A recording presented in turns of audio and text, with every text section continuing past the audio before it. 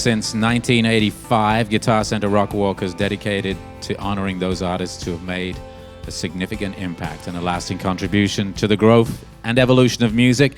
And some of these highly accomplished musicians and innovators include Eric Clapton, Jimmy Page, Johnny Cash, Stevie Wonder, B.B. King, and many, many others. Today, Vince's handprints will be joining, I should say, alongside these past inductees.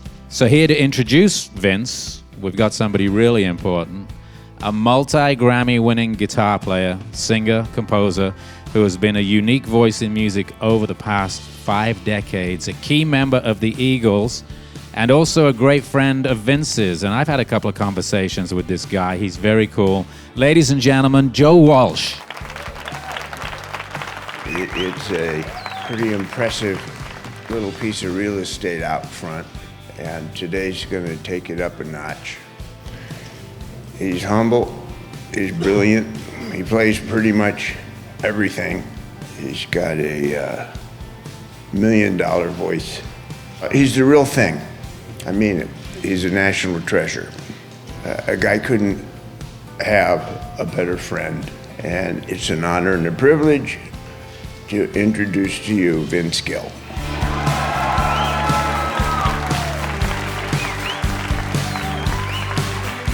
Thank you, Joe. This is a little bit surreal, I must say, for me.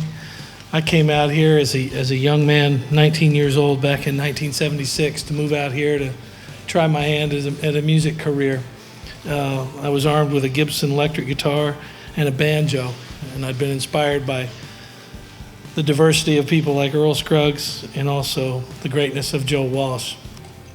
Just grateful to Guitar Center for the opportunity to invest in me and do something kind for me, and got a lot of friends here and old friends that when I lived here and people that have meant a lot to me. So with that, I'll just say a heartfelt thank you, and I appreciate you being here, especially Joe, taking your time and still inspire me today. I love you. Thank you guys very much.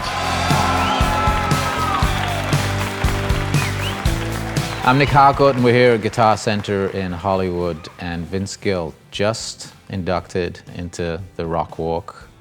Congratulations. Thank you. It seems a little odd, a little hillbilly picker, up on the Rockwalk, but most grateful. You came here the first time when you were like 19. Yeah, I moved to Southern California as a 19-year-old kid, and I had a job with a musician named Byron Berline, who's a great fiddle player, and he was probably the first call fiddle player for all the movie soundtrack stuff, and he played on Rolling Stones records and the Burrito Brothers and all the Emmylou records, everything that was country he played, and he had a band called Sundance, and I moved out here as a kid to play in that band, and it was kind of the neatest thing that ever happened to me to get to come out here and be immersed in the pool of talent that walked these streets. And then here we are a few years later. Yeah, almost 40. And you're inducted into the Guitar Center Rockwalk. They were good teachers. If you look at the awards and the album sales, I'll throw some numbers.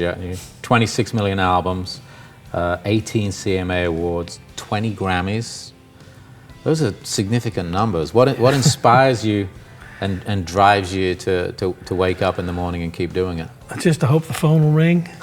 Somebody want to go do something. I think the Grammys, for instance, is what I'm proudest of more than anything is the diversity that those Grammys represent.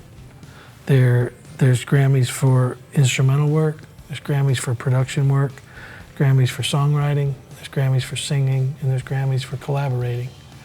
And those are the things I wanted to do.